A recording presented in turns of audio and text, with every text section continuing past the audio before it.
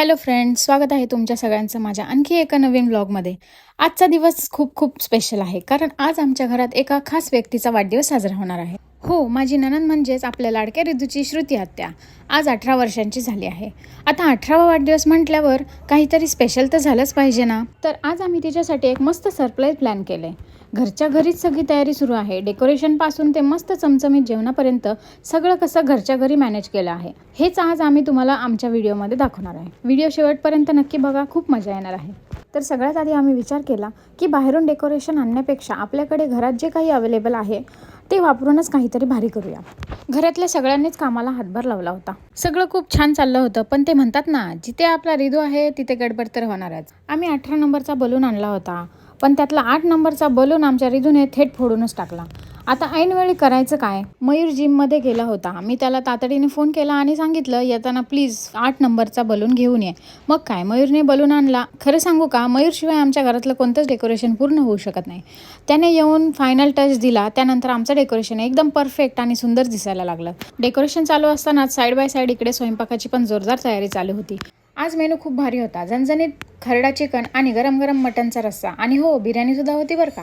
पण बिर्याणी मात्र आम्ही बाहेरून पार्सल आणली होती, कारण घरात छोटं बाळ असल्याने घरात सगळाच स्वयंपाक करणं शक्य होत नाही. एकाच माणसावर खूप लोड येतो आणि बाळाला सांभाळत हे सगळं करणं खूपच कठीण होऊन जातं. स्वयंपाक पूर्ण झाल्यानंतर आमच्या मोठ्या मम्मीने सगळ्यात आधी टेस्ट करून बघितली. मम्मीच्या चेहऱ्यावरचा आनंद बघूनच आम्हाला समजलं की स्वयंपाक कसा झालाय. खरंच सांगते, सगळा स्वयंपाक एकदम अप्रतिम झाला होता. डेकोरेशन आणि स्वयंपाक आटोपल्यानंतर मग आम्ही सेलिब्रेशनसाठी रेडी व्हायला गेलो. पटापट रेडी झाले आणि त्यानंतर मग मी रिदूला रेडी केलं. आज आमच्या रिदूचा ॲटिट्यूड जरा जास्तच होता. त्याने डोळ्याला भारीवाला गॉगल लावला होता आणि तो गॉगल लावून घरभर तोऱ्यात फिरत होता. त्याला पाहुणे आले ना की खूपच आनंद होतो. तो त्यांच्याशी खूप खेळतो. आता हळूहळू एक एक करून पाहुणे यायला सुरुवात झाली होती. पाहुणे आल्या आल्या रिदूने अगदी आनंदाने सगळ्यांची भेट घेतली. बाबा, पिऊ आत्या, परी आत्या आणि त्याची माऊआई सगळेच आले होते. पाहुणे आल्यानंतर अचानक आम्हाला आठवलं की आम्ही जे बर्थडे गर्लसाठी गिफ्ट आणलं आहे ते तर पॅक करायचं आम्ही विसरूनच गेलोय. खूप लेट झाला होता, त्यामुळे मग घरीच आम्ही पॅकिंग करायला घेतलं. मयूरने खूप सुंदर आणि मस्त गिफ्ट पॅकिंग करून दिली. आता खरी गडबड झाली. केक कापायची वेळ झाली होती, पण आमचा केक अजून आलाच नव्हता. आम्ही सगळे आतुरतेने केकची वाट बघत होतो. शेवटी फायनली आमचा केक आला. हा केक आम्ही कुठल्याही बेकरीतून न आणता घरगुती बनवून घेतला होता. गडबडीमुळे मी केकची कोणतीच डिझाईन सांगितलेली नव्हती. फक्त सांगितलं होतं की बर्थडे गर्लसाठी हवा आहे आणि ती 18 वर्षाची आहे, एवढंच सांगितलं होतं. पण होम बेकरने इतका अप्रतिम आणि सुंदर केकची डिझाईन दिली होती की ती सर्वांना खूपच जास्त आवडली. आणि खायला तर इतका टेस्टी होता ना, खूपच छान. चॉकलेट ट्रफल फ्लेवरचा केक होता. सगळ्यांनाच तो खूप जास्त आवडला. त्यानंतर मग श्रुतीचं औक्षण करण्यात आलं. मोठ्यांनी तिला छान छान आशीर्वाद दिले.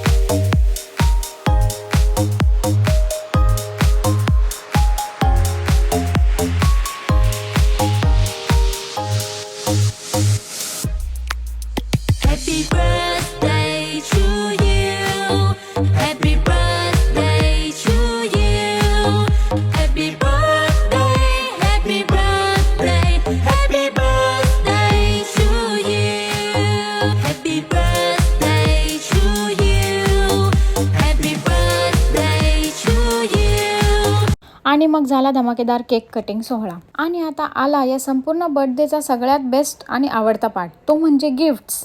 सगळ्यांनीच श्रुतीला इतके छान छान गिफ्ट्स दिले होते. तिने कोणाला बोलून दाखवलं नव्हतं, पण तिला मनातून जे हवं होतं अगदी तेच सगळ्यांनी आणलं होतं.